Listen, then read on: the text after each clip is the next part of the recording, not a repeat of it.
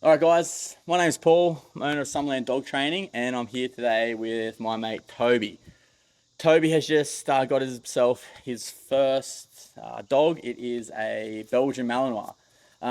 So, Toby, tell me why you wanted to what got you interested in looking to get your first dog? I've always wanted a dog, well, for quite a while, and a few reasons. One of the main ones was actually last rut. I was out hunting and I lost two really good fallow bucks and couldn't find them basically after the shot because they were poor shots. So yeah, I looked for a bunch of hours, couldn't find anything, and yeah, had that thought like, how good would it be to have a dog to be able to find this right now? It would be a life changer. So that was one of the main ones, and then obviously meeting yourself as well, kind of what's the word? Instigated the idea of, or maybe one of these dogs could be awesome for the job. Yep. And then also, once I'd done a bit of research on the breed, I took a bit of an interest to some of the sport stuff as well, and just the full capabilities of the dog outside of tracking as well. So yeah, as a family pet, for sport, and also yeah, for the main thing of tracking. Cool. Yeah. Yeah, so for those that don't know, Toby and I met via jiu-jitsu when I had a jiu-jitsu gym in Kyogle. And through that, we'd see each other, and he said, "Oh, look, I'm interested in getting a dog. What do you think?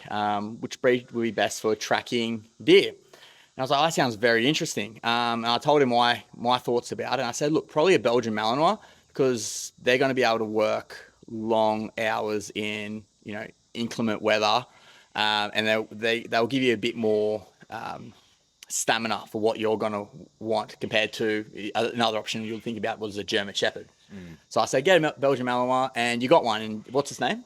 Ninja. And how old is it now? She is getting to 10 weeks, I think. Yeah. And so last night I had this idea of like we should document the whole development and training process of Ninja, from pup to adolescent to adult, and culminating in an actual hunt with the dog. I think that'll be really cool. Yes. And also, so I train dogs. Toby hunts. Toby is going to be teaching me hunting skills, namely with the bow. I have a compound bow at home, and I'm all self-taught, which means I'm terrible at it. But I have the equipment, and I have looking for someone to teach. So we're going to exchange teaching and tuition, and hopefully, in a year or 11 months' time, take Ninja out and start working in a field, trying to locate a deer. And there'll be lots of different training that's going along before that. But namely with tracking for deer, you have come across a gentleman in the States. Yes. I forget the fella's name, Okay. but yeah, he has a YouTube channel, goes by Dog Bone Hunter, So I dog, believe. yep. And he has a product that he uses. Yeah, he has a product which kind of curious on purchasing, mostly for the manual. I do believe that we could probably jimmy up something ourselves instead of buying it. So But what's his product include? Is it manual or how to well, track for it's a deer? piece of hide, Yep. which is super easy for me to Yep. get.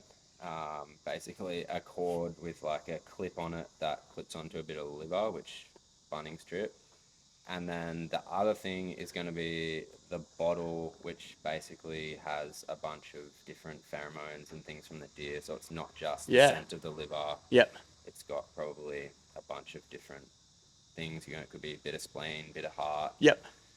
I don't know, maybe hair or skin follicle Yep. sort of thing, Yeah. or yeah. Yeah. Right. I think. So I think we can replicate that Yeah. There's going to be a somewhere. lot of similarities in tracking in general. Just the general principles of tracking will apply, but there's going to be that major difference now. We're not tracking human odor, and we want to try and keep the human odor out of the picture at all times when we're tracking for that deer scent. So we're coming up with some different ideas of how to lay a track without actually walking on that track first. Tim suggested using a drone, A drone. and then I was thinking you could attach like a fishing. Do you have a drone? Fishing. I've got a drone. Okay. So if we get a little fishing attachment, Yeah, that and can drag it along yeah the ground. That's detach that the way. bait and then Cool. flies away and Yeah, go. nice. Oh, that sounds like a plan. If failing that, we don't have a drone. I've got a mentioned before, I have some fishing rods Yeah. where we can cast the liver out, reel it in along the grounds. And that will, Fun. yeah, and that will create just, also got to remember there's going to be crushed ground odor as well from the deer stamping its feet, and that's creating its own scent picture. So, using, a deer hide or a liver, I think that's the way to go, and be interesting to see how we reward the dog at the end of it. Another thing I had seen also, actually on just like a reel, was a guy had developed these shoes. They're like they got a hole in the bottom, and he uses a deer hoof to like strap onto the bottom of the shoe. Yeah, right. So it like simulates I don't know if that's really, I guess it imprints the scent. And then I don't know if the dog can pick up on the shape of the footprint or. I don't think so whatnot, much but with its eyes, the shape, and that system would still have human odor present. But again, like it's not the be all and end all. You can always fade it, like teach a dog initially, follow these two scents, human odor and deer. If you just thinking what that guy would most likely be thinking, and then fade out the human odor later. But if we can do it without any human odor to begin with, I think that's the go. Have a toy at the end or have some food, whatever the dog finds most valuable. Yep. And we could probably start that as soon as you get the equipment and give it a go. Yep.